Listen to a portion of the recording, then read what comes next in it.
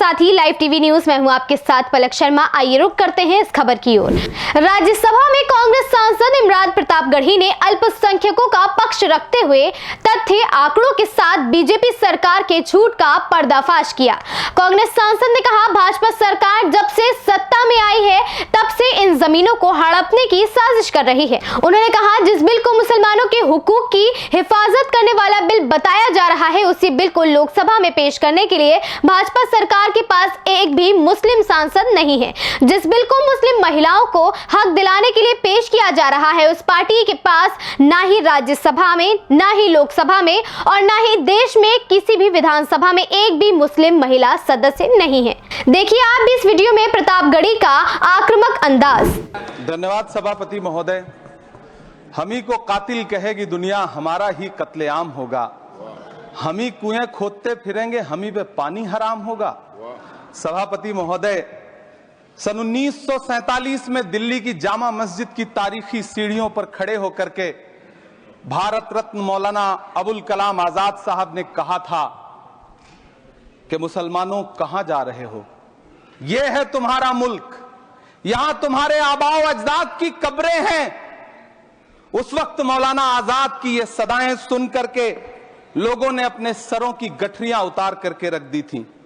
आज उसी दिल्ली में मौजूद देश की संसद में एक बिल आया है जो हमसे उसी जामा मस्जिद की सीढ़ियों के सबूत मांगेगा, जो उन्हीं सीढ़ियों के पास अपनी कब्र में सोए हुए मौलाना आजाद को फिर से कब्र से सदा देनी पड़ेगी कि ये जो कब्र है वो मेरी कब्र है, ये किसी सरकार की जागीर नहीं है।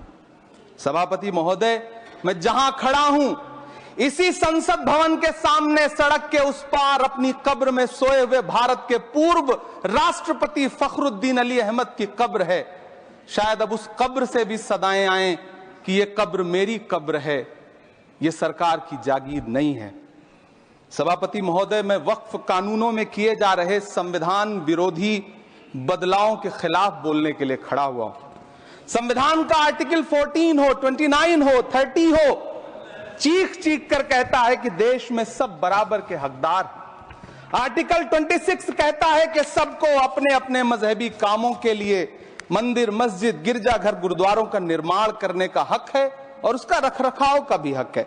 लेकिन डॉक्टर बाबा साहब अंबेडकर के संविधान को हर दिन कुचलने वाली ये सरकार देश के मुसलमानों से नफरत में इतनी अंधी हो गई है कि खुलेआम देश की संसद में देश सरकार के माइनॉरिटी मिनिस्टर साहब और होम मिनिस्टर साहब झूठ बोलते हैं और देश को गुमराह करते हैं, झूठ शब्द असत्य बोलते हैं। सरकार ने इस बिल का नाम उम्मीद रखा है।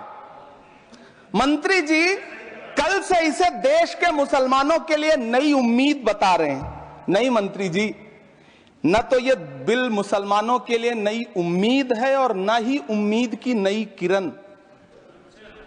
सभापति महोदय, भाजपा ने पूरे देश में वक्फ के नाम पर कई सारे झूठ फैलाए हैं। आइए आज उनकी सच्चाई पर बात करते हैं। वक्फ ट्रिब्यूनल को ऐसे बताया जाता है जैसे वक्फ ट्रिब्यूनल कोई मजहबी खाप पंचायत हो। सभापति महोदय, जबकि सच्चाई यह है कि वक्फ ट्रिब्यूनल भी तो सरकारी न्यायिक विभाग है जिसमें सरकार द्वारा नियुक्त जज होते हैं, जिसमें प्रशासनिक अधिकारी होते हैं, कहीं ऊपर से थोड़ी आ गए। सभापति महोदय, देश के गृह मंत्री जी ने इसी सदन में कहा कि वक्फ ट्रिब्यूनल के फैसले के खिलाफ कोई कोर्ट नहीं जा सकता, जबकि सच यह है कि वक्फ एक्ट 1995 की धारा 83(9) के तहत हाई कोर्ट वक्फ ट्रिब्यूनल के फैसले की न सिर्फ समीक्षा कर सकता है बल्कि उसे बदल भी सकता है। सच तो यह है कि वक्फ बोर्ड खुद अपनी जमीनों के लिए कई सारी कोर्ट में मुकदमे लड़ रहा है। सभापति महोदय, दिल्ली की जिन 123 संपत्तियों को लेकर कल माइनॉरिटी मिनिस्टर, होम मिनिस्टर साहब और अभी आदरणीय नेता सदन बात कर रहे थे, आइए उनकी सच्चाइयों पे भी बात करते हैं। 1911 में जब अंग्रेजी हुकूमत ने कोलकाता के बजाय दिल्ली को राजधानी बनाने का फैसला किया तो रायसीना हिल्स के चारों तरफ जो मुसलमानों की ढेर सारी जमीनें थी उनको एक्वायर किया गया और लुटियन को इसकी तामीर की जिम्मेदारी सौंपी गई। सेंट्रल विस्टा की तरह लुटियन जोन का मेगा प्लान तैयार हुआ। लेकिन उस वक्त के मुसलमानों ने उस वक्त की अंग्रेजी हुकूमत से अपनी इबादत गाहों को बचाने के लिए लड़ाई लड़ी। मामला ब्रिटिश गवर्नमेंट तक पहुंचा। तब यह तय हुआ कि वो जो धार्मिक स्थल हैं उन्हें जस का तस रहने दिया जाएगा। इंडिया गेट के बगल वाली मस्जिद हो, जाब्तागंज, सुनहरी बाग मस्जिद हो, पार्लियामेंट रोड वाली मस्जिद हो, ऐसी 123 संपत्तियों के मैनेजमेंट के लिए 1913 में मुसलमान वक्फ वैलिडेशन एक्ट बना और उसके बाद एक नया शहर बसाया गया जिसे लुटियंस जोन का नाम दिया गया। फिर 1943-45 के बीच एक और समझौता हुआ आजादी से पहले। उसके तहत काफी सारी वक्फ जायदादों को सुन्नी मजलिस औकाफ बनाकर उसके अंडर किया गया ताकि उसकी देखरेख की जा सके। गृह मंत्री जी 2 दिन से सदन में जो बात कह रहे हैं वो दरअसल 123 संपत्तियां उसी सुन्नी मजलिस औकाफ के तहत आती है। सभापति महोदय, आजाद भारत आजाद हुआ। आजादी के बाद भारत में 1954 में वक्फ एक्ट लागू हुआ, जिसकी धारा 9 के तहत 1964 में केंद्रीय वक्फ काउंसिल का गठन हुआ। दिल्ली की वही 123 प्रॉपर्टीज को 1970 में सर्वे गजट करके गजट नोटिफाई किया गया। इसके निपटारे के लिए पूर्व प्रधानमंत्री इंदिरा जी के द्वारा 1974 में एक बर्नी कमेटी बनाई गई।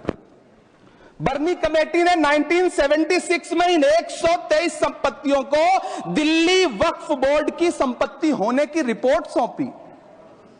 उस रिपोर्ट के आधार पर 1984 में कांग्रेस सरकार ने उन 123 प्रॉपर्टीज को दिल्ली वक्फ बोर्ड को सौंपने का फैसला किया, जिसके खिलाफ विश्व हिंदू परिषद कोर्ट गई।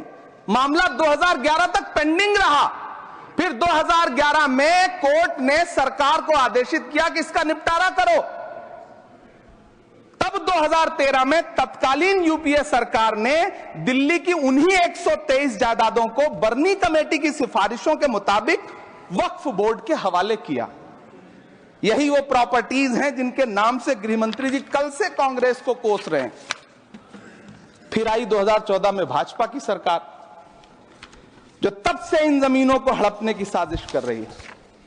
जिस बिल को मुसलमानों के हुकूक की हिफाजत करने वाला बिल बताया जा रहा है, उसी को पेश करने के लिए और उस पर बात करने के लिए लोकसभा में भाजपा सरकार के पास एक भी मुस्लिम सांसद नहीं है। जिस वक्त, मैं लोकसभा कह रहा हूं, सुना करिए, जिस वक्फ बिल को मुस्लिम महिलाओं को हक दिलाने वाला बताया जा रहा है, उसे संसद में पेश करने वाली पार्टी के पास न तो राज्यसभा में, न लोकसभा में, न देश की किसी विधानसभा में एक भी मुस्लिम महिला सदस्य नहीं।